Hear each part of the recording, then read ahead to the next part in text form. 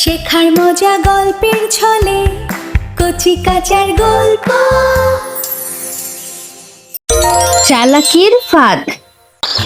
একটা ঘন বনের মাঝখানে একটি অপূর্ব সুন্দর পুকুর ছিল। তার জল এতটাই স্বচ্ছ ছিল যে পুকুরের তলায় ছোট ছোট মাছ পর্যন্ত দেখা যেত। তার চারপাশে সবুজ গাছপালায় ভরা ছিল। পুকুরের পাশে একটি গাছে অনেক সারস পাখি বাস করত। সেই গাছের গুড়ির গর্তে বাস করত এক সাপ। প্রতিদিন সেই সাপ গাছের উপরে উঠত আর বেশ কিছু সারস পাখি খেয়ে ফেলত।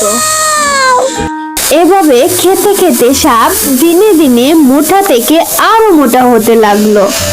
একদিন সাপ সারসের সব বাচ্চা খেয়ে ফেললো। সারস শুকে ভেঙে পড়লো। আমার বাচ্চারা খাও, আমি তোমাদের রক্ষা করতে পারলাম না। একটি কাকড়া সারসকে কাঁদতে দেখে কাছে এগিয়ে এলো, বলল, বন্ধু, তুমি কেন কাঁদছো? তোমার কি হয়েছে? সাপ আমার সব বাচ্চা খেয়ে ফেলেছে। তাকে মারার কোনো উপায় জানো? কোনো বুদ্ধি কি তোমার কাছে আছে বন্ধু? কাকড়া মনে মনে ভাবলো, সারস তো আমাদের শত্রু।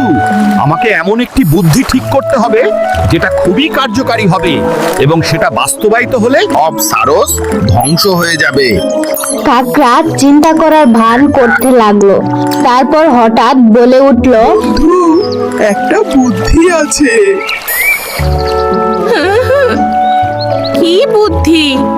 ঠিক আছে, আমি তোমাকে বুদ্ধিটা দিতে পারি, কিন্তু আমাকে কথা দিতে হবে তুমি সেই বুদ্ধিমতো কাজ করবে।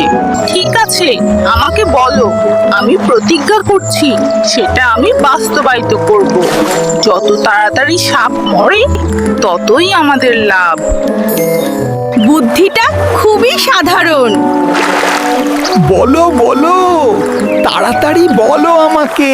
বন্ধু, তুমি বেজির গুহার সামনে থেকে সাপের গর্ত পর্যন্ত সারি বেঁধে মাছ নিয়ে রেখে দাও।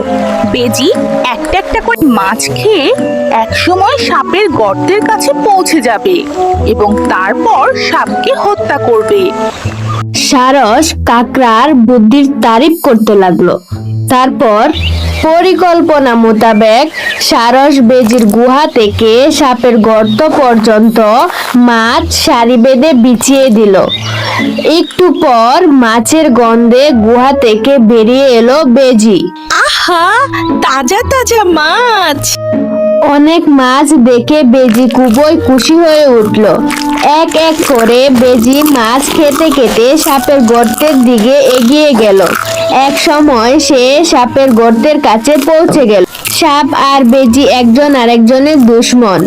সাপ আর বেজি যখন একজন আরেকজনকে দেখলো তখন নিজেদের আর স্থির রাখতে পারলো না। একজন আরেকজনের উপর ঝাঁপিয়ে পড়লো। সাপ বেজিকে পেঁচিয়ে ধরলো আর বেজি সাপকে কামড়ে দিল। শেষ পর্যন্ত সাপ মারা পড়লো বেজির হাতে। কিন্তু বিপদ এইখানেই শেষ হলো না। বেজি এবার উপরের দিকে তাকিয়ে গাছে সারস পাখি দেখতে পেল। সারস পাখি দেখে বেজির মুখ ভরে গেল লালায়। সে দুরন্ত গতিতে গাছে উঠে পড়লো।